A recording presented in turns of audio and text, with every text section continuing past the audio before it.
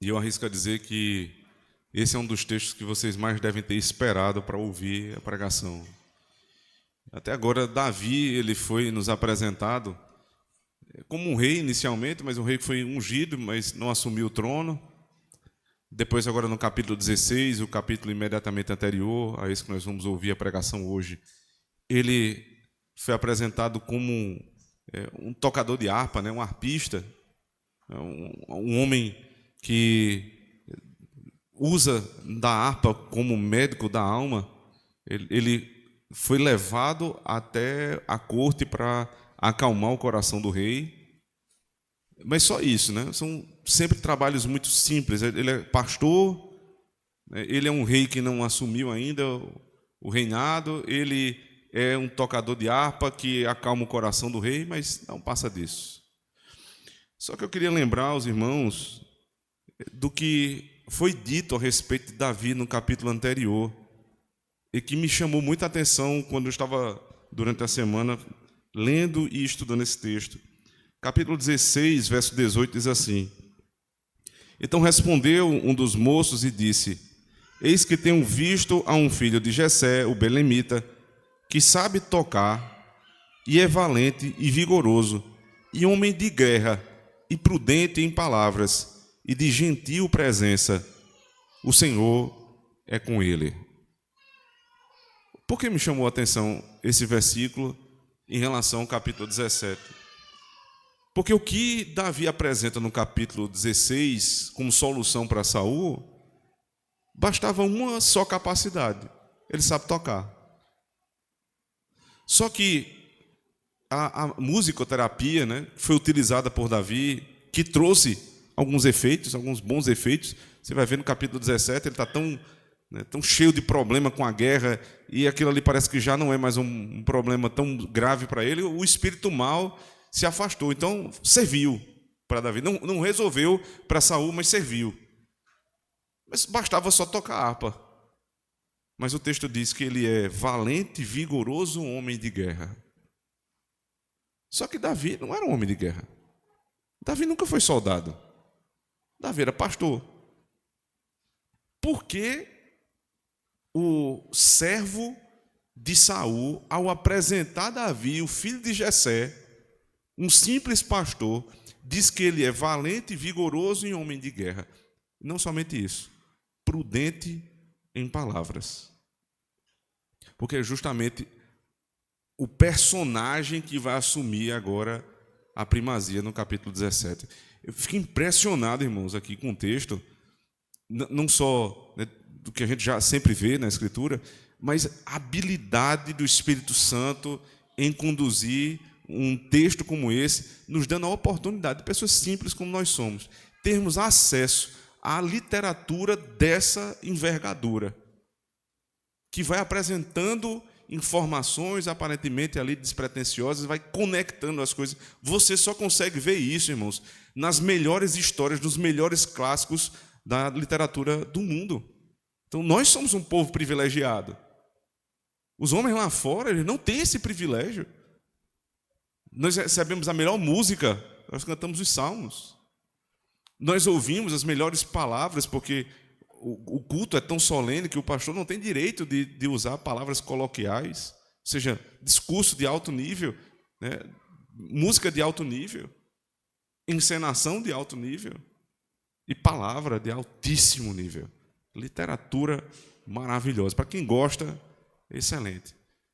Mas antes de tudo, é a palavra de Deus. Não só pela beleza da forma, mas pelo poder do Espírito. É a palavra de Deus. Valente, vigoroso, homem de guerra. Ele agora vai para a guerra contra Golias. Ele é prudente em palavras. O que é que Golias vai fazer? Afrontar os exércitos do Deus vivo. Você vai ver a palavra afronta na leitura. Peço que vocês prestem atenção. Muitas vezes. Afronta, afronta, afronta. Como é que se afronta? Com as palavras. E numa guerra de palavras, o que é que precisava ter uma pessoa do outro lado? Qual habilidade ele precisava ter? Ser prudente em palavras.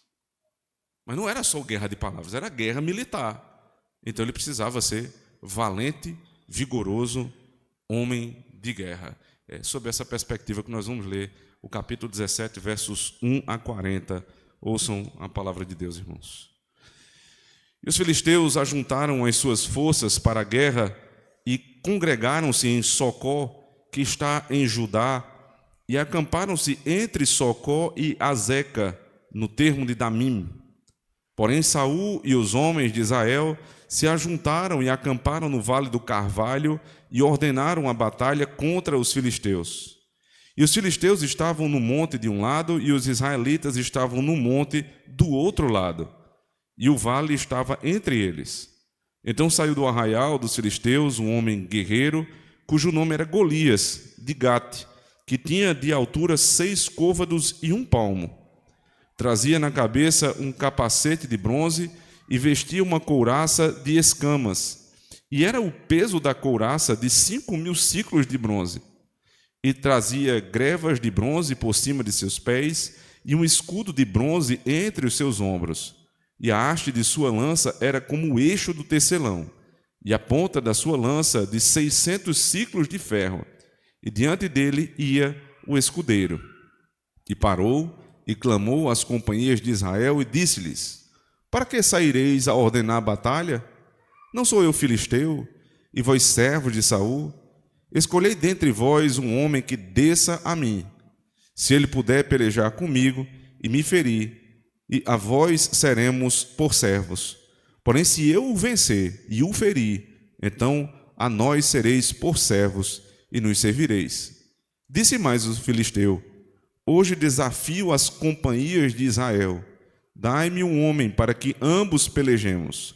Ouvindo então Saul e todo o Israel estas palavras do filisteu, espantaram-se e temeram muito.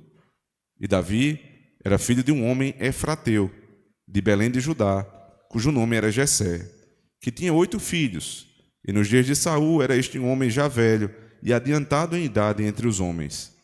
Foram-se os 3 filhos mais velhos de Jessé e seguiram a Saul à guerra. E eram os nomes de seus 3 filhos que foram à guerra: Eliabe, o primogênito, e o segundo Abnadab, e o terceiro Sama. E Davi era o menor, e os 3 maiores seguiram a Saul. Davi, porém, ia e voltava de Saul para apacentar as ovelhas de seu pai em Belém. Chegava-se, pois, o filisteu pela manhã e à tarde, e apresentou-se por 40 dias. E disse Jessé a Davi, seu filho: toma, peço-te, para teus irmãos um éfas deste grão tostado e estes 10 pães, e corre e leva-los ao arraial a teus irmãos. Porém, estes 10 queijos de leite leva ao capitão de 1000, e visitarás a teus irmãos, a ver se vão bem, e tomarás o seu penhor. E estavam Saul e eles e todos os homens de Israel no vale do Carvalho, pelejando com os filisteus. Davi então se levantou de madrugada pela manhã e deixou as ovelhas com um guarda, e carregou-se e partiu, como Jessé lhe ordenara, e chegou ao lugar dos carros, quando já o exército saía em ordem de batalha, e a gritos chamavam a peleja. E os israelitas e filisteus se puseram em ordem, fileira contra fileira. E Davi deixou a carga que trouxera na mão do guarda da bagagem e correu à batalha. E chegando, perguntou a seus irmãos se estavam bem. E estando ele ainda falando com eles, eis que vinha subindo do exército dos filisteus um homem guerreiro, cujo nome era Golias, o filisteu de Gate, e falou conforme aquelas palavras, e Davi as ouviu. Porém, todos os homens em Israel, vendo aquele homem, fugiram de diante dele, e temiam grandemente. E diziam os homens de Israel: vistes aquele homem que subiu? Pois subiu para afrontar Israel. Há de ser, pois, que o homem que o ferir, o rei o enriquecerá de grandes riquezas, e lhe dará a sua filha, e fará livre a casa de seu pai em Israel. Então falou Davi aos homens que estavam com ele, dizendo: que farão àquele homem que ferir a este filisteu e tirar a afronta de sobre Israel? Quem é, pois, este incircunciso filisteu para afrontar os exércitos do Deus vivo? E o povo lhe tornou a falar conforme aquela palavra, dizendo: assim farão ao homem que o ferir. E ouvindo Eliabe, seu irmão mais velho, falar àqueles homens, acendeu-se a ira de Eliabe contra Davi e disse: Por que descestes aqui? Com quem deixastes aquelas poucas ovelhas no deserto? Bem conheço a tua presunção e a maldade do teu coração, que descestes para ver a peleja. Então disse Davi: Que fiz eu agora? Porventura não há razão para isso? E desviou-se dele para outro, e falou conforme aquela palavra, e o povo lhe tornou a responder conforme as primeiras palavras. E ouvidas as palavras que Davi havia falado, as anunciaram a Saul, que mandou tomá-lo. E Davi disse a Saul: Não desfaleça o coração de ninguém por causa dele. Teu servo irá e pelejará contra este filisteu. Porém Saul disse a Davi: Contra este filisteu não poderás ir para pelejar com ele, pois tu ainda és moço, e ele é homem de guerra desde a sua mocidade. Então disse Davi a Saul: Teu servo apacentava as ovelhas de seu pai, e quando vinha um leão e um urso, e tomava uma ovelha do rebanho, eu saía após ele e o feria, e livrava da sua boca. E quando ele se levantava contra mim, lançava-lhe mão da barba, e o feria e o matava. Assim feria o teu servo, o leão, como o urso, assim será este incircunciso filisteu, como um deles, porquanto afrontou os exércitos do Deus vivo. Disse mais Davi: O Senhor me livrou das garras do leão e das garras do urso. Ele me livrará da mão deste filisteu. Então disse Saul a Davi: Vai, e o Senhor seja contigo. E Saul vestiu a Davi de suas vestes e pôs-lhe sobre a cabeça um capacete de bronze e o vestiu de uma couraça. E Davi cingiu a espada sobre as suas vestes e começou a andar. Porém, nunca o havia experimentado. Então disse Davi a Saul: Não posso andar com isto, pois nunca o experimentei. E Davi tirou aquilo de sobre si, e tomou o seu cajado na mão, e escolheu para si 5 seixos do ribeiro, e pô-los no alforje de pastor, que trazia a saber no surrão, e lançou mão da sua funda, e foi aproximando-se do filisteu. Somente até aqui. Amém. Vamos orar. Senhor, nós rogamos a Ti, seja em textos que nós nunca conhecemos, de perto, Senhor Deus, ou textos que nos parecem ser tão comuns, tão próximos à nossa vida, que o Senhor fale poderosamente, Senhor. Porque aquilo que nós podemos achar que sabemos, talvez não saibamos. E há, Senhor Deus, tantos tesouros escondidos aqui nesse texto, que eu te peço que o Senhor me ajude a procurá-los, achá-los, revelá-los aos teus filhos, limpá-los de maneira clara, Senhor Deus, para que todos vejam Cristo em 1 Samuel 17. Porque nós não queremos ser como Davi, nem como Saul, nós queremos ser como um teu filho. Imprime, Senhor Deus, a marca dele em cada um de nós esta manhã. Glorifica o teu nome, Senhor. Exorta a tua igreja e abençoa o teu povo. Usa-me para isso, Senhor Deus. Tem misericórdia de mim. Amém. Todos nós, irmãos, temos diversos problemas para enfrentar todos os dias. Muitas angústias e provações que são tão difíceis, que em muitas situações a fragilidade da nossa fé nos faz pensar em fugir dessas provações. A pergunta inicial é sempre, em relação aos nossos problemas, é essa: como é que nós temos reagido a cada um deles? Como é que nós reagimos às situações difíceis que o Senhor tem permitido chegar à nossa casa, à nossa vida? Nós podemos, diante dessas situações, enfrentá-las, seja confiados em nós mesmos, o que provavelmente vai dar errado, ou melhor, confiados em Deus, o que certamente nos levará à vitória. Mas nem sempre é assim. Na verdade, quase nunca é assim. Na imensa maioria dos casos, quando nós somos confrontados pelos problemas, quando há uma pressão muito grande na nossa vida, A tendência pecaminosa do nosso coração é fugirmos dos problemas. É colocarmos panos quentes por cima deles. É dizer, não quero nem falar sobre o assunto. Deixa isso para lá. É empurrar com a barriga, como nós dizemos.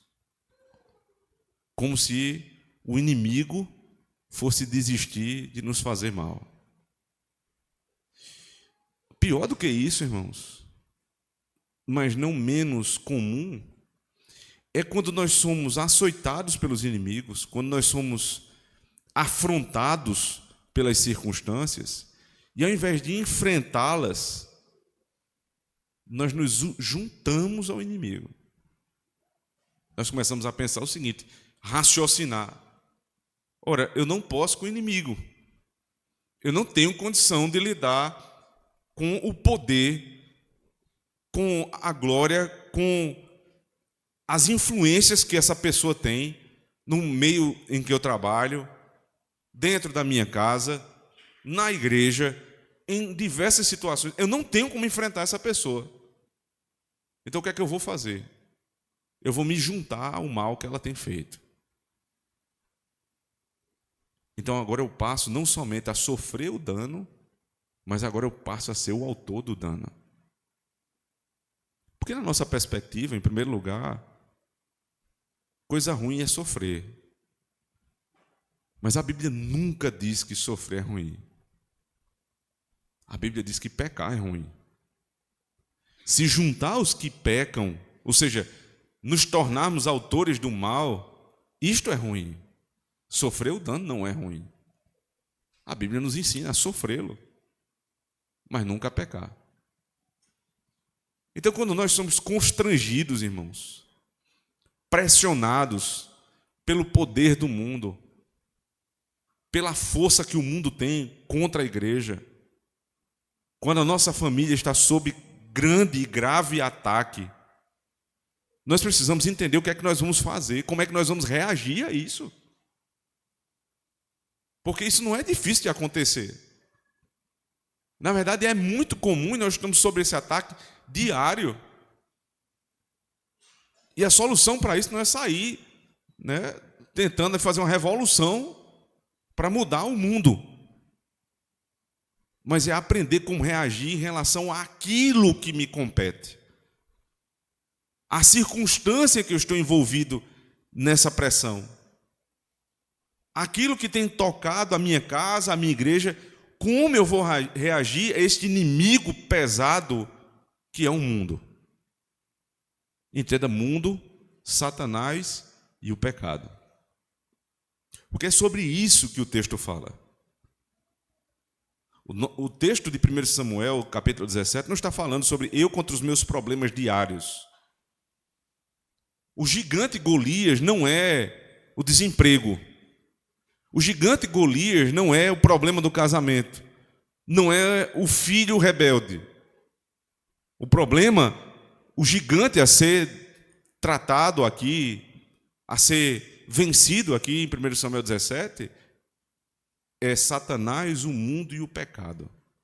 Esse é o gigante. Todas essas outras coisas são decorrências desta primeira. Então, o grande problema da igreja, geralmente, ao tratar 1 Samuel 17, é porque já começa errado. Já começa dando o diagnóstico do problema errado.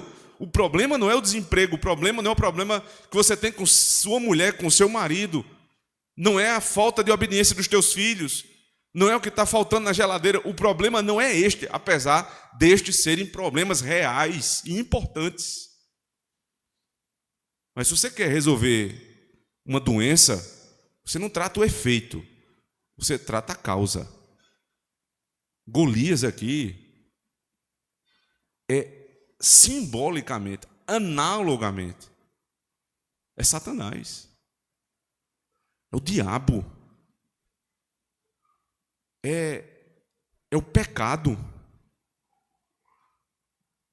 Você tem dúvidas a respeito?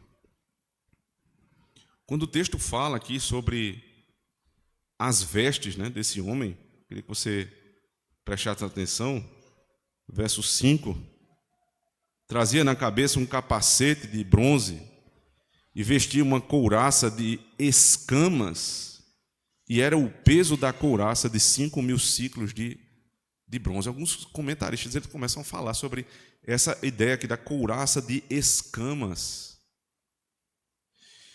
porque isso é semelhante à descrição da pele de uma cobra.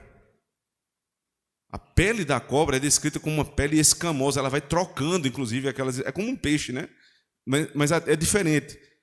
Mas é como escama. Então, o peito dele, né? A parte que revestia, a parte que você primeiro via em Golias, uma parte grande, a couraça era de escamas. Ele era visto como uma serpente.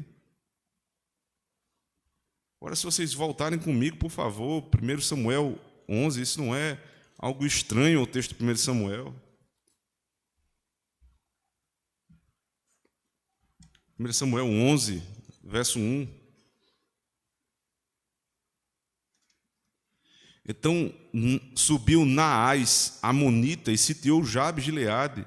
E disseram todos os homens de Jabes de Gileade: faze aliança conosco e te seguiremos. Porém, Naás, amonita, lhes disse: com esta condição farei aliança convosco, que a todos os arranque o olho direito, e assim ponha esta afronta sobre todo Israel. Naás, como é dito aqui, né, o amonita, ele quis fazer um acordo. O acordo era a vergonha de Israel. Arranca um olho direito, e aí eu faço acordo. Quem propõe um acordo desse não pode ser gente boa, né? É porque o nome de Naás, eu acho que vocês devem lembrar, é o mesmo nome da serpente de Gênesis 3, Nahash. E Nahash, o amonita, apresentando a distinção entre Israel e os seus inimigos. Israel, ele é considerado desde o Antigo Testamento o filho de Deus, o primogênito.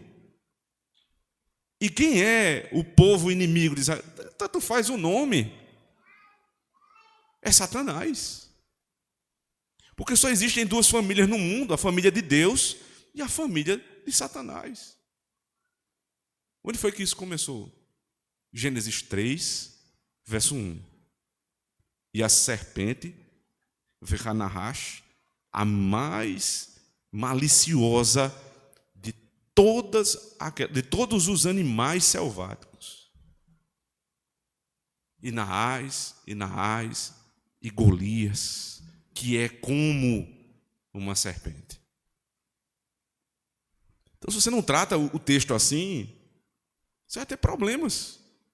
Você vai fazer aplicações que, do ponto de vista bíblico geral, faz todo sentido. Deus é o Senhor que nos dá emprego, saúde, segurança, família tranquila, ordenada, mas não a partir desse texto.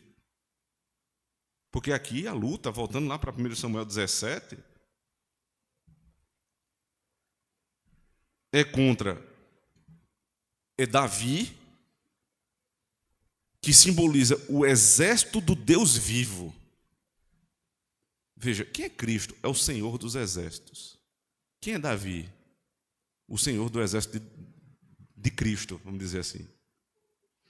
Ele agora, ele guerreia pelo exército. Ele é o guerreiro do exército. Porque o exército está todo tímido, com medo, acuado. E ele chega e diz: fica tranquilo, eu vou lutar por vocês. Como é que Davi é apresentado no texto? Davi é o pastor, o belemita, o de Belém. O pastor de Belém é recrutado agora para ser o príncipe de Deus que vai vencer o gigante, Cristo e Satanás. É assim que você precisa ler o texto. Cristo e Satanás. Mas o mais interessante é que Davi não tinha essa responsabilidade. Quem deveria tomar a frente dessa guerra não era Davi, era Saul. Porque Saul era o rei. Os irmãos lembram quando o povo pediu um rei a Deus? Qual foi o argumento? Nós queremos um rei, como todos os outros povos têm, e nós queremos um rei que vá à guerra por nós. Nós queremos um rei guerreiro. O problema, meu irmão, é que é o seguinte: Saul até foi guerreiro, venceu os amalequitas, enquanto o Espírito esteve sobre ele. O problema, voltando no texto um pouquinho aí, mais uma vez, a partir do verso 10, lá do capítulo anterior, assim fez passar Jessé a seus 7 filhos diante de Samuel. Porém, Samuel disse a Jessé: o Senhor não tem escolhido a este. Disse mais Samuel a Jessé: acabaram-se os moços e ainda falta o menor, que está apacentando as ovelhas. Disse, pois, Samuel a Jessé: manda chamá-lo, porquanto não nos assentaremos até que ele venha. Então mandou chamá-lo e fê-lo entrar. E era ruivo e formoso, de semblante, de boa aparência, e disse o Senhor: levanta-te e unge-o, porque é este mesmo. Então Samuel tomou o chifre do azeite e ungiu no meio dos seus irmãos. E desde aquele dia em diante, o Espírito do Senhor se apoderou de Davi. Então Samuel se levantou e foi a Ramá. Veja o verso 14. E o Espírito do Senhor se retirou de Saul. O problema não é que Saul era um homem frouxo. Para a gente não sair fazendo também outro tipo de aplicação errada. Nós precisamos fazer com que nossos filhos sejam homens corajosos, né, masculinos, e tudo verdade. Tudo verdade. Mas a questão é, de onde procede a coragem? É do homem? É porque se for assim, irmãos, os ímpios podem criar também filhos masculinamente bíblicos. Mas isso não é verdade.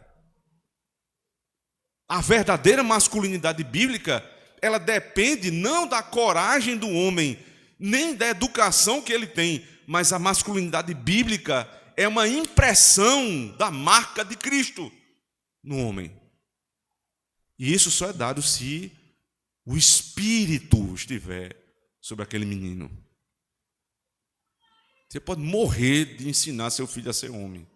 Ele pode ser bravo, ele pode ser bruto, ele pode ser o que for, ele pode gostar muito de mulher, mas aí quando ele vai se relacionar com a mulher, ele é exagerado. Quando ele vai falar, às vezes ele é grosso. Porque se for só educação, irmãos, muitas vezes ele vai errar. Mas se for espírito, se for masculino no espírito, então ele é equilibrado. Então, se há dúvida, leia o que é que o apóstolo Paulo, primeira carta a Timóteo, capítulo 3, fala dos presbíteros.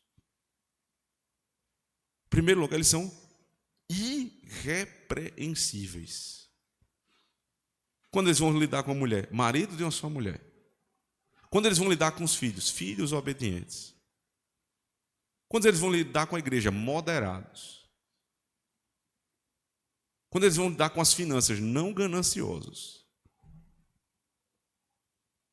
Qualquer homem tem que ser assim, em certo sentido. Mas estes se destacam, irmãos. Porque são experimentados em todas essas coisas. Por quê? Porque tem um Espírito. Então a questão aqui não é ensinar um filho a ser caba macho, simplesmente. Mas ser verdadeiramente um menino como Cristo. E aí vem as técnicas, né, que a gente usa para ensinar a masculinidade, mas sempre temperado, fundamentado na palavra. Saul não era frouxo, não, irmãos. Saul nunca foi um homem medroso, não. Ele era um homem valente. Até perder o espírito.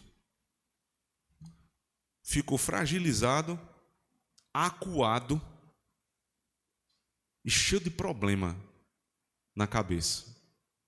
Aterrorizado por quem? Pelo espírito mau da parte do Senhor. Quando nós vimos homens, que são homens de verdade, não duvido de maneira nenhuma que sejam homens que gostem de mulher, que tentem inclusive exercer masculinidade, mas são acuados, acovardados, não enfrentam os problemas da família, os problemas do trabalho, os problemas da igreja. De onde é que nós vamos enxergar a raiz aí? Não é porque ele não é homem? Não, é isso. É porque ele não está realmente sendo guiado pelo Espírito. Eu não estou dizendo que ele não é crente, inclusive. Diferente de Saul. Eu estou dizendo que existem homens crentes, acovardados. Por quê? Porque o pecado já tomou conta da mente dele. E o Espírito de Deus não governa mais. Precisam se arrepender para enfrentar os seus problemas. Porque senão vão colocar não somente a sua casa em risco, mas toda a igreja de Cristo. E por que é tão urgente, irmãos, nós tenhamos cuidado com esse tema? Porque o inimigo do outro lado não está para brincadeira, não. Veja a descrição de quem é Golias, verso 4. Então saiu do arraial dos filisteus um homem guerreiro, cujo nome era Golias, de Gate, que tinha de altura 6 côvados e 1 palmo. Veja, de um lado foi apresentado Saul. Saul, no capítulo 16, acuado, melancólico, cheio de problema na cabeça. Era o guerreiro que Israel tinha. Do outro, Golias, homem de guerra. Aí você acha pouco? Só de altura, onde tinha 6 côvados e 1 palmo. A medida de côvado, ela é tomada pela a distância entre o cotovelo e a ponta do dedo. Ou seja, pode variar, né? Depende do tamanho do braço. Então, ela está entre 45 e 50 centímetros. É alguma coisa em torno disso aí. Então, 6 côvados daria algo próximo a 3 metros. E 1 palmo, que seria metade de um côvado. Então, ele tinha entre 3 e 3 metros e 30, 3 metros e 20. Um negócio impressionante, irmãos. Impressionante. Um pé direito de uma casa, a altura de uma casa normal é 2,60 metros, já alto. O sujeito não ficava em pé dentro de uma casa normal. 3 metros e 20. O homem mais alto da história da medicina, né, que foi registrado na medicina, nós sabemos que a Escritura fala de pessoas mais altas, mas que foi registrado na medicina foi na década de 30 nos Estados Unidos. Robert Wadlow, o nome dele ficou conhecido por ser o homem mais alto do mundo. Ele chegou a ter 2,72 metros. 2,72 metros. Era um distúrbio que ele tinha, né, numa glândula que fez ele crescer absurdamente. E isso trouxe muitos problemas para ele. Tem fotos dele na internet e ele é um sujeito muito magro. Então, com 2,72 metros, o tamanho do pé dele era 50. Não existia sapato na época. O sapato dele era feito por encomenda, custava $100. $100 era um absurdo de dinheiro, convertendo para hoje $2.000. Você multiplica isso por 6, era o valor do sapato dele em real. Isso era a situação que ele passava. As pernas dele não conseguiam se sustentar em pé. Então ele tinha uma armação de ferro para sustentar. Foi justamente essa armação, porque ele não sentia, né, dor no pé, não tinha sentido nenhum no pé. Essa armação foi penetrando no pé dele, inflamou e ele acabou morrendo com 22 anos. Ou seja, não era um sujeito forte, ele era alto, mas não era forte. Ele era menor do que Golias, mas era frágil. Golias não. Golias tinha 3,20 metros, irmãos. Mas de pura força. Só uma couraça que ele trazia no pescoço pesava 60 quilos. Então não era um magrinho. Ele carregava pesos no corpo como armadura que um homem não conseguia tirar nem do chão. Ele carregava para a guerra. Então esqueça esse cidadão de 2,72 metros, não se compara em nada a Golias, a não ser no tamanho, que ainda é mais baixo. Golias era um homem grande e forte. Imagine você ser colocado numa situação assim. Você faz parte do exército de Israel e chega um gigante de 3,20 metros, incontáveis quilos, e começa a afrontar o exército de Deus. Foi exatamente isso que aconteceu, irmãos. E sabe como é que reagiu o exército?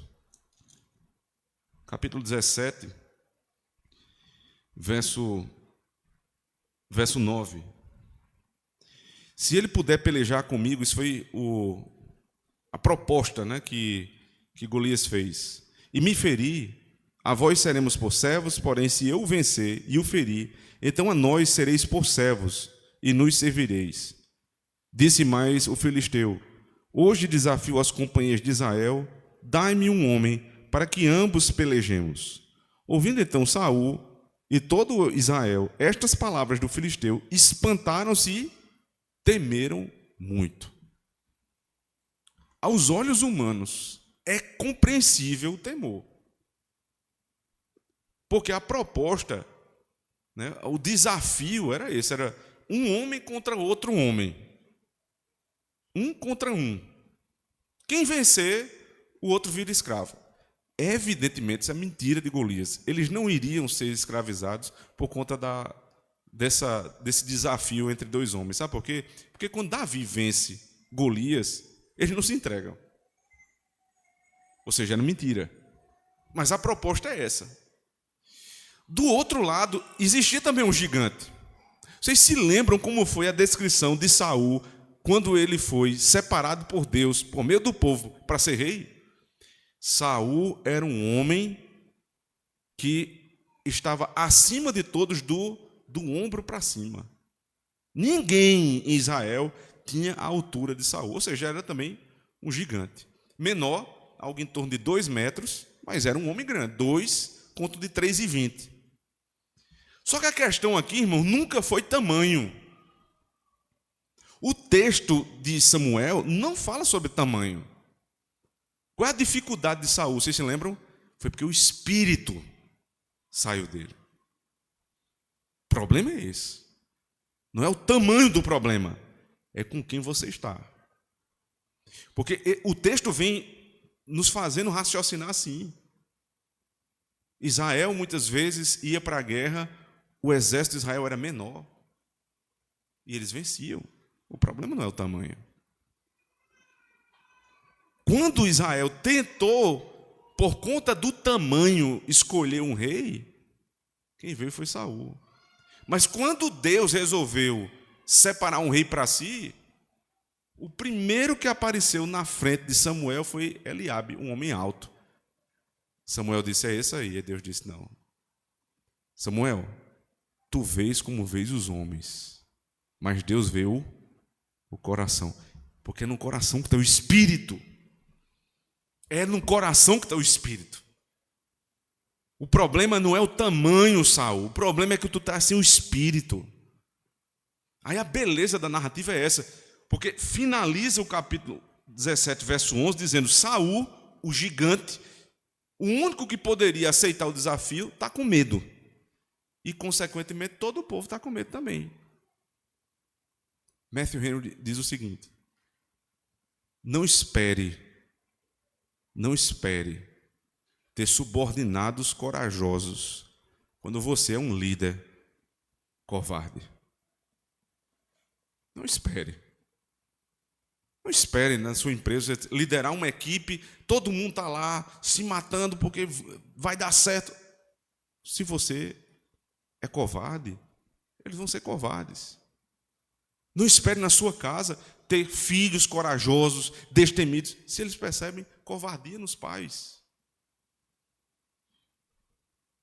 Saul estava acovardado, todos os outros se acovardaram também. Aí fica a interrogação para quem está lendo o texto agora: não tem mais esperança, porque o rei melancólico, acovardado, o exército com medo. E agora? É bom ler o texto assim, com paciência. E agora? Aí do nada, aparentemente do nada, surge um novo personagem no texto. Observe, verso 12. E Davi era filho de um homem efrateu, de Belém de Judá, cujo nome era Jessé, que tinha 8 filhos. E nos dias de Saul, era este homem já velho e adiantado em idade entre os homens. Não tem nenhuma informação nova aqui. Todo mundo que estava lendo 1 Samuel já sabe disso. Já sabia que ele era filho de Jessé, que ele é de Belém, que o pai dele já era um homem velho. Mas por que está sendo repetido? Para mostrar que ele está sendo enxertado na narrativa. Davi não era para estar aqui. Quem deveria tomar a frente era Saul. Mas como ele não tomou, Deus, que é Senhor da história, faz com que a história seja transformada por meios completamente inadequados aos homens. Porque quem é Davi? Dos 8 filhos, o menor.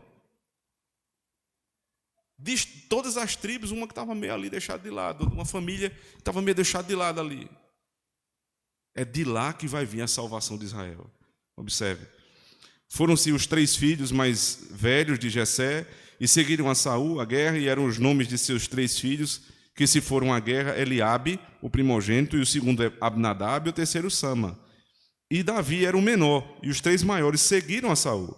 Davi, porém, ia e voltava a Saul para apacentar as ovelhas de seu pai em Belém.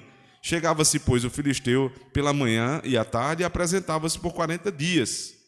Apresentou-se por 40 dias. E disse Jessé a Davi, seu filho: toma, peço-te para teus irmãos, um éfa deste grão tostado e estes 10 pães, e corre a levá-los ao arraial a teus irmãos. Porém, estes 10 queijos de leite leva ao capitão de 1000, e visitarás a teus irmãos, a ver se vão bem, e tomarás o seu penhor.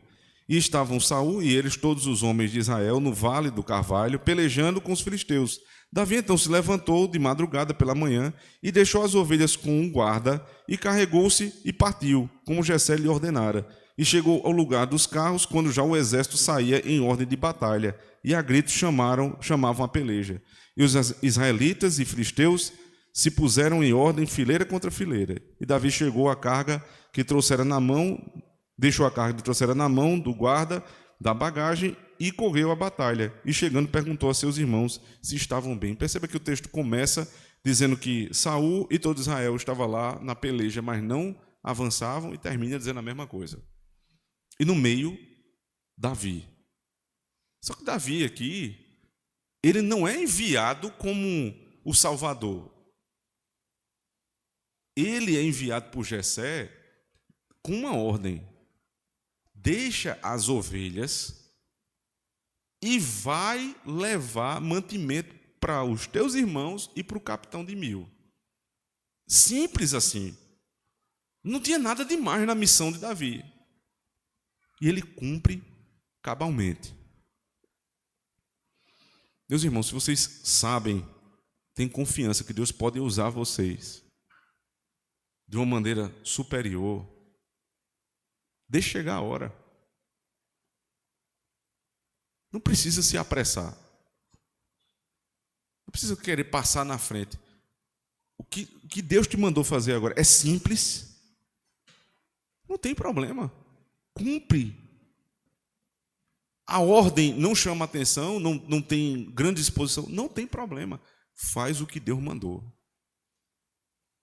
Foi isso que Davi fez. Mas não sem antes ter o cuidado de um pastor. O texto diz no verso 20: Davi então se levantou de madrugada pela manhã e deixou as ovelhas com um guarda. Espera aí, eu tenho que levar mantimento para a guerra, mas eu sou pastor. Os pastores, irmãos, eles não têm uma atividade durante a semana. Eles têm inúmeras. Mas uma coisa é certa: nenhuma delas, por mais importante que seja, lhe dá o direito de esquecer das ovelhas. Porque era ofício dele agora levar mantimento. O pai mandou. Mas não pode esquecer das ovelhas. Os pastores podem se envolver em muitos trabalhos que são braços do ministério. A constituição da nossa igreja é muito bem trabalhada nesse sentido. Os pastores podem ser designados, por exemplo, para as autarquias da igreja, trabalhar no hospital, como capelão, trabalhar administrando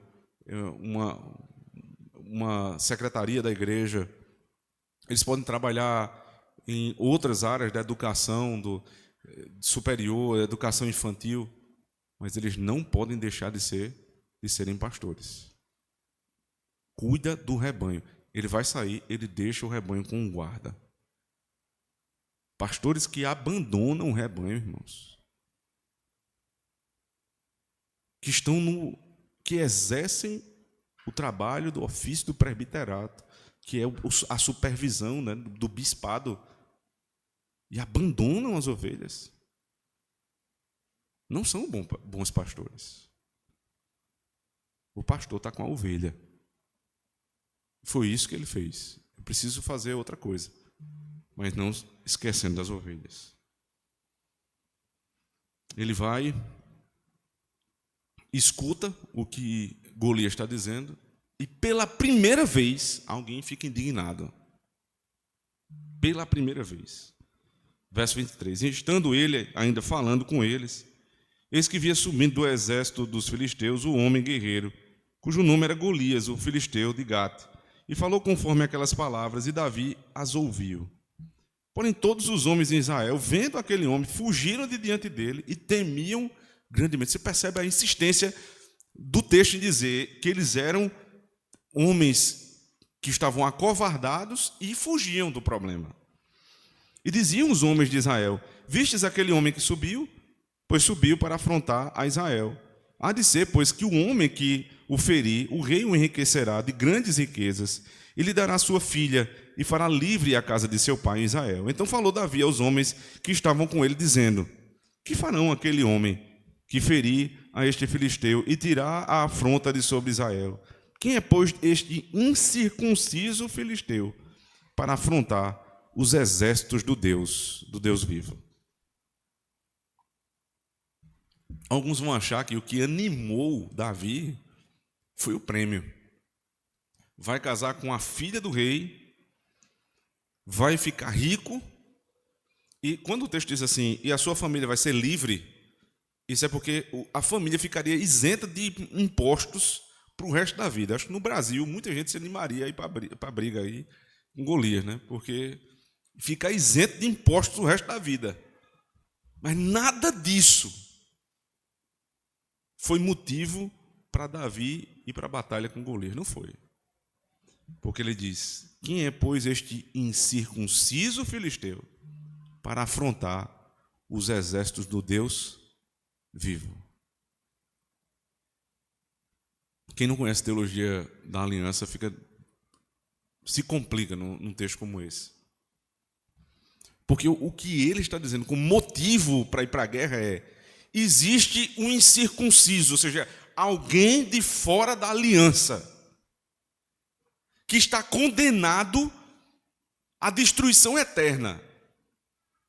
E esta pessoa não está nos afrontando, ela está afrontando ao exército do Deus vivo. Você tem noção de quanta teologia há nas palavras de Davi? Como é que pode? Vocês estão com medo de um incircunciso? De alguém que está condenado ao inferno? Como é que a igreja se deixa afrontar e teme o Estado? O Estado, irmão, na melhor das hipóteses, é ministro de Deus. Mas quando o Estado é ímpio, esse Estado ele está indo contra Deus. Nós vamos ter medo do Estado. Porque ele pode me prender, ele pode tirar os meus bens. Não é assim que se pensa. O incircunciso vai afrontar a igreja do Deus vivo. Nós vamos ter medo deles nos calarem. Agora os pastores vão mudar o sermão. Não pode falar determinadas palavras na pregação. Não pode falar STF. Não pode falar que o Brasil não tem mais liberdade de expressão. Não pode falar contra as autoridades constituídas. Não pode falar contra o presidente. Pronto, falamos todos de uma vez. E se forem olhar o canal desta igreja, tem pano para manga aí para nos prenderem inúmeras vezes. E é possível que isso um dia aconteça. Não aconteceu ainda, irmãos. Mas é possível que isso aconteça. Minha pergunta é: os irmãos vão me incentivar a continuar, ou os irmãos vão me incentivar a começar a mudar aqui o que a gente fala? Nós estamos diante de uma situação muito semelhante. Mas eu lhes digo, nós não vamos mudar. Nós não vamos usar palavras eufemísticas para falar daquilo que tem que ser falado. Nem por conta do Estado, nem por conta dos ouvidos sensíveis de alguns que nos visitam, por exemplo.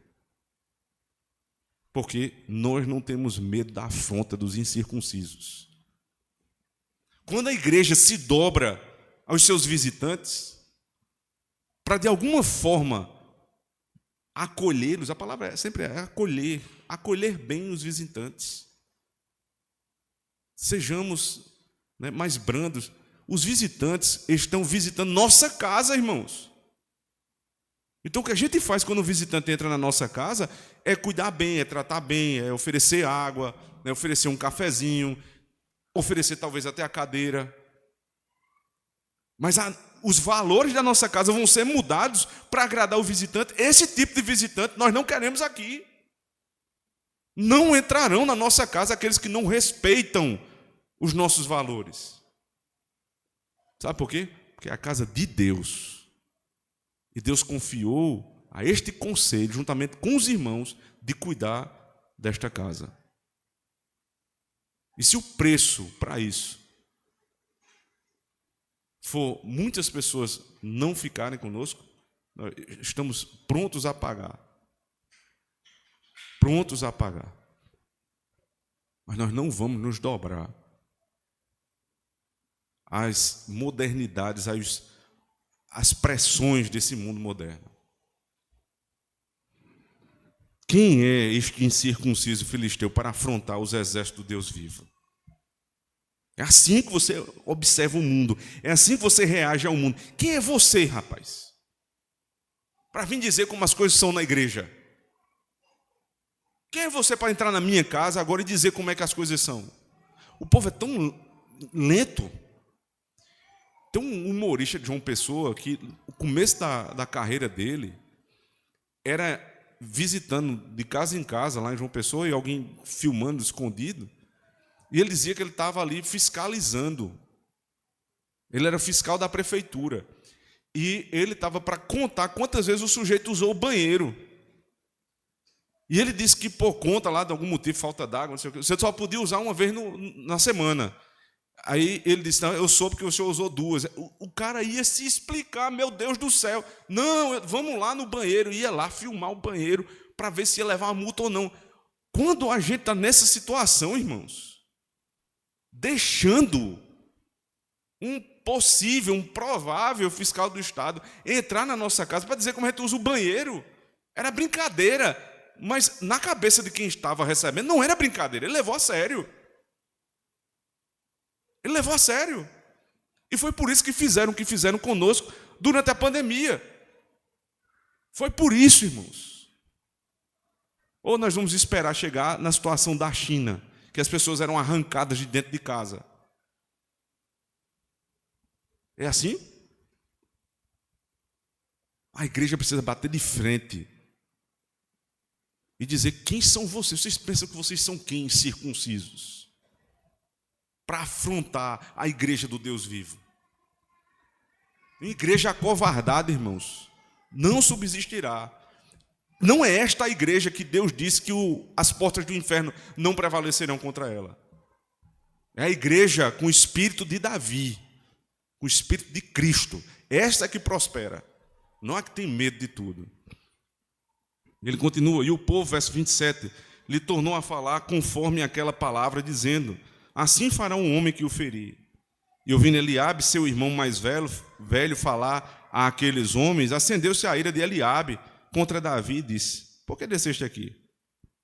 Com que deixaste aquelas poucas ovelhas no deserto? Bem conheço a tua presunção e a maldade do teu coração, que desceste para ver a peleja. Agora, quando ele se levanta, o único corajoso, O único que se indignou. Aí vem alguém para desprezá-lo. Mas sabe o que é pior? Não era dos filisteus, não. Era o irmão dele, era da igreja. O que dizia que cria na mesma coisa. Não vá não. Ele nem disse assim, ele disse assim: eu conheço a tua presunção. Essa brabeza toda aí é porque tu é presunçoso. Aí para humilhá-lo, diz assim: volta lá e vai cuidar daquelas tuas poucas ovelhas, do teu pai. Tu nem ovelha tem. As que tu toma conta são do teu pai, e são poucas. Para de querer se mostrar, Davi. Eu só queria lembrar vocês quem é Eliabe. Se você voltar no texto anterior, quando Samuel chega na casa de Jessé, sabe quem é o primeiro filho que aparece? Eliabe, o mais velho.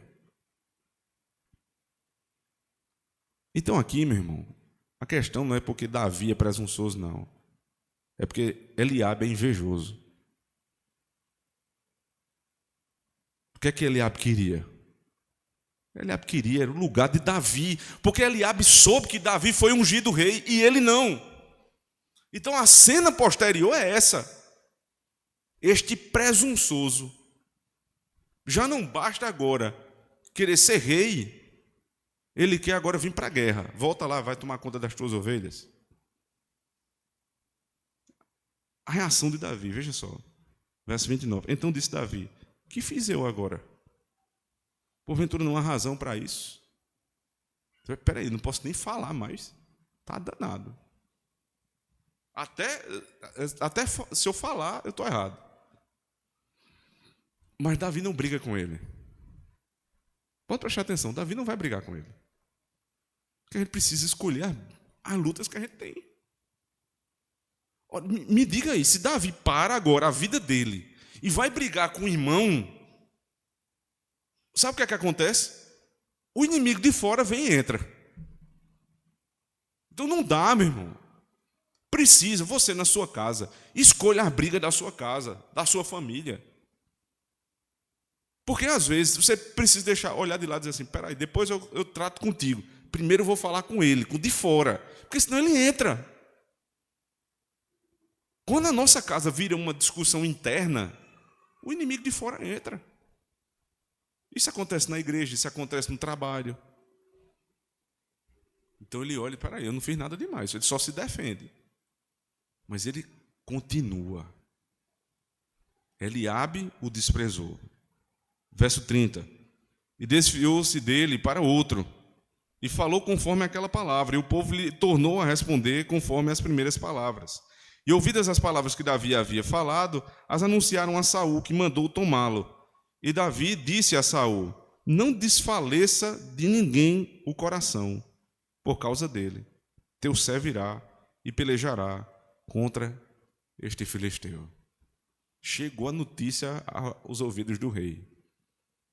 Mas Saul, como é a história aí, Davi? Sabe qual é a primeira palavra que ele diz? Ele diz: Saul, não desfaleça o teu coração. Eu vou na batalha por vocês. João capítulo 14, verso 1. Os discípulos estavam perturbados. Tantos inimigos ali. Nosso Senhor Jesus Cristo diz assim: não se turbe o vosso coração. Não se turbe o vosso coração. Ele diz ainda: no mundo tereis muitas aflições, mas tende bom ânimo. Eu venci o mundo por vocês. O que Davi estava dizendo ali, nas palavras do próprio Cristo, é: Saul, Você não tem como se salvar. Israel não tem como se salvar. Eu vou salvar vocês. Eu vou para a luta contra Satanás por vocês. Nós não vamos ver essa parte do texto hoje, mas eu queria adiantar. Davi não tinha espada, mas quando ele matou Golias, ele pega a espada de Golias. E sabe o que ele faz? Vocês se lembram do texto? Ele arranca a cabeça. Como é que era feita a arma, a couraça de Golias? Ele era como uma serpente. Davi foi lá e esmagou a cabeça da serpente. Ele é o Filho de Deus. Ele aponta para Cristo, que veio para esmagar a cabeça da serpente, para nos livrar do mundo, de Satanás e do pecado. Deixa que eu vou, Saul. Agora veja qual é a reação de Saul. Verso 33. Porém Saul disse a Davi: contra este filisteu não poderás ir para pelejar com ele, pois tu ainda és moço e ele é homem de guerra desde a sua mocidade. Mais uma vez, o desprezo. Um disse: tu é presunçoso, Davi. Eu sei que tu quer mesmo é aparecer. Volta lá para o teu rebanho. Aí o outro diz: tu é um menino ainda, Davi. Você é um homem de guerra. Você é um homem experimentado na guerra. Tu é um menino. Volta lá para tocar a harpa. O personagem do capítulo passado passou, meu amigo. Mas todos querem fazer Davi voltar. Tu é só um pastorzinho. Tu é só um tocador de harpa. O mais desprezado entre os homens. Não viam nele beleza nem formosura. Mas ele tomou sobre os seus ombros as nossas dores. E o castigo que nos traz a paz estava sobre ele, e pelas suas pisaduras nós fomos sarados. Então disse Davi a Saul: teu servo apacentava as ovelhas de seu pai, e quando vinha um leão e um urso, e tomava uma ovelha do rebanho, eu saía após ele e o feria, e livrava da sua boca, e quando ele se levantava contra mim, lançava-lhe mão da barba, e o feria e o matava. Assim feria o teu servo o leão como o urso. Assim será este incircunciso filisteu como um deles, porquanto afrontou os exércitos do Deus vivo. Ele não tem vergonha da profissão dele, você percebe? Volta para o teu rebanho, pastorzinho. Ele disse: não, eu sou pastor. Eu apacentava um dia desse o rebanho do meu pai. Ele nem tem vergonha de ser pastor, nem de ter poucas ovelhas, nem de nenhuma das ovelhas ser dele. É tudo do pai dele. Não tem problema. É o que Deus me deu. É a porção que Deus me deu. Mas isso aí eu faço com excelência. Não importa a porção que Deus te deu, nem a profissão que Deus te deu. Faça com excelência. Não é para cuidar de ovelha? Eu cuido de ovelha. Então, um dia eu estava lá, apacentando as ovelhas, veio um urso. Eu peguei o urso, matei o urso. Depois veio um leão. Eu peguei o leão, pela juba, joguei no chão, matei o leão. Quem é esse incircunciso filisteu? Meu amigo, eu matei um leão e um urso. Ele agora compara Golias com um animal. E Golias sabe tanto disso que quando ele vai na guerra, Golias olha e diz assim: pronto, agora eu sou um cachorro para tu vir com pedra para cima de mim? Porque, ironicamente, era isso que ele estava dizendo. É como um cachorro. Eu matei um leão e o urso, não vou matar esse cachorro? Como é que o Satanás é chamado? É um cão. Eu matei um urso e um leão. Não por mim mesmo, mas o Senhor me deu força. Eu não vou matar esse cachorro. Irmão, se nós olhássemos para a vida assim, se nós olhássemos para os nossos inimigos assim, esse cachorro sarnento, as coisas diminuiriam bastante. O problema era bem menor. O problema é que a gente vê o gigante.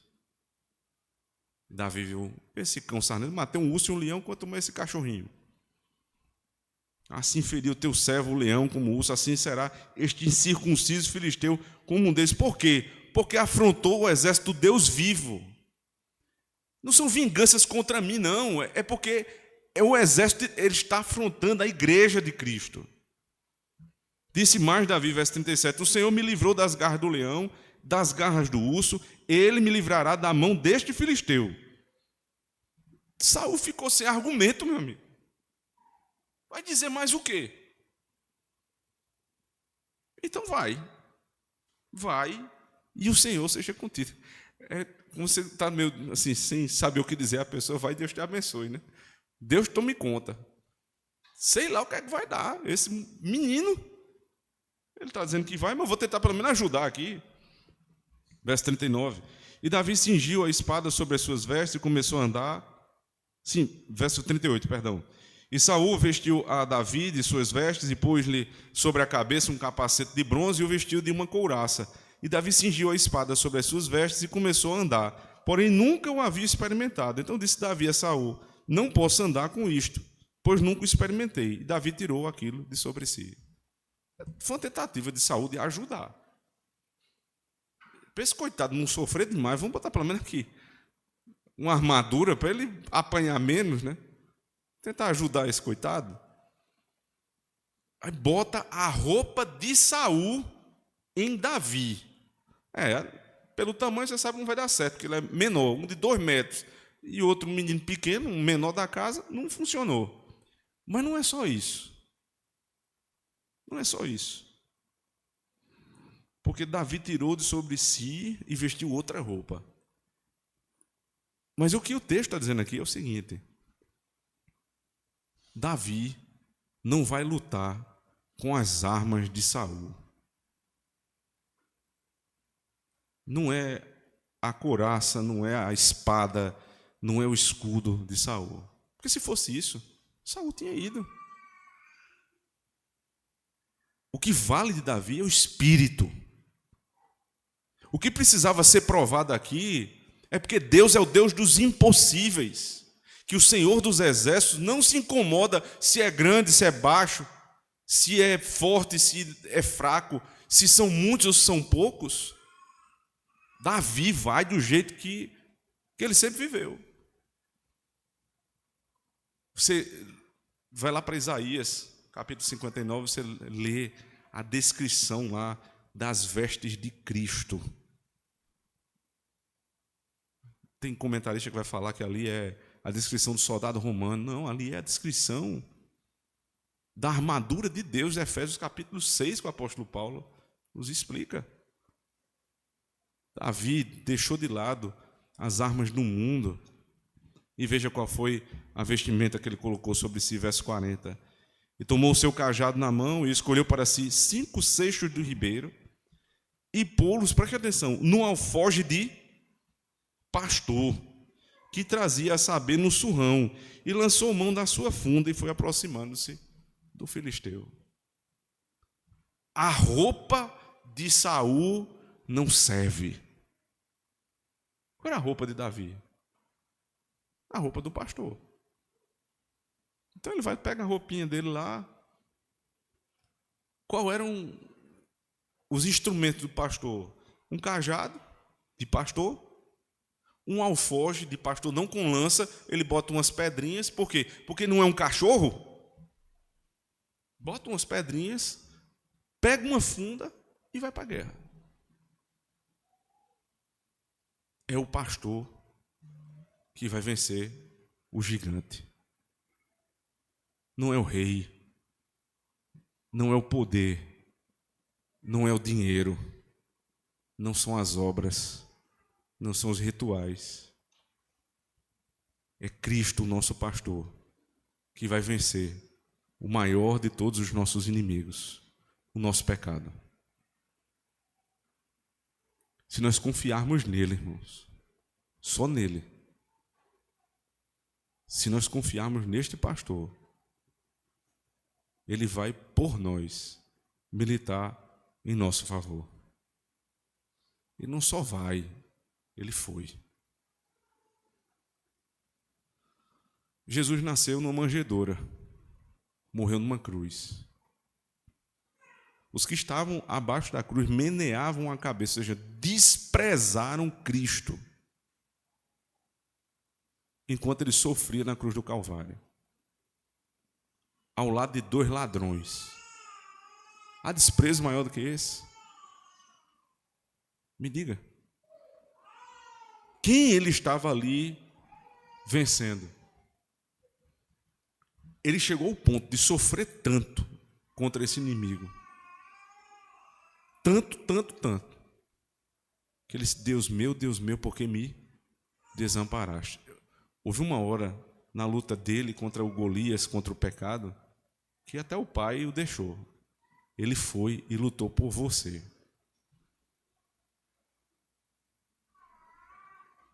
E venceu.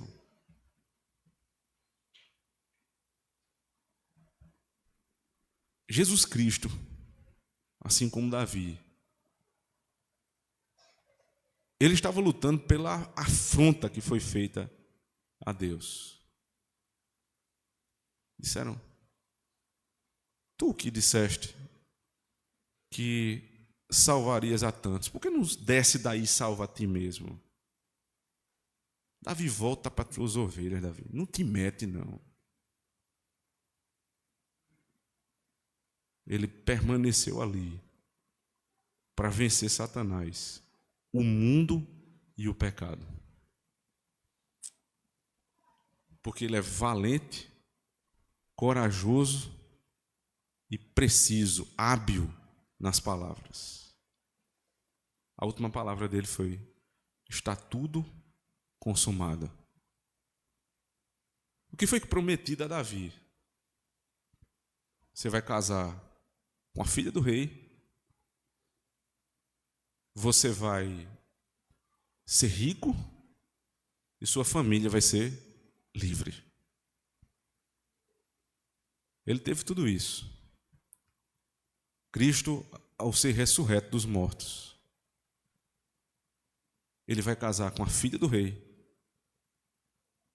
Ele foi enriquecido e nós nele. E ele nos libertou. É a perfeita história, irmãos, da nossa vida. Então, quando você lê de novo 1 Samuel 17, não saia dizendo por aí: eu sou Davi e vou lutar contra o Golias. Mas se você é alguém aqui nessa história, você é Saul ou um soldado do exército, covarde e temeroso. Esses somos nós. Nós somos Davi. Davi é Cristo. Golias é Satanás. Nós somos Saul e os seus servos. Mas não importa. Cristo sofreu por nós. Daí, irmãos, como é que nós vamos lidar com os nossos problemas? Você vai fugir? Você vai se juntar ao inimigo? Ou você vai dizer como Davi: quem é você, incircunciso filisteu, para afrontar o exército do Deus vivo? Quando o reino de Deus está sendo atacado na nossa casa e na igreja, sejamos fortes e corajosos, irmãos. Tomemos não a espada, se não for a da palavra, não a espada comum. Tomemos as vestes de um pastor e prossigamos para a guerra em Cristo, porque nele nós somos mais do que vencedores. Amém. Vamos orar.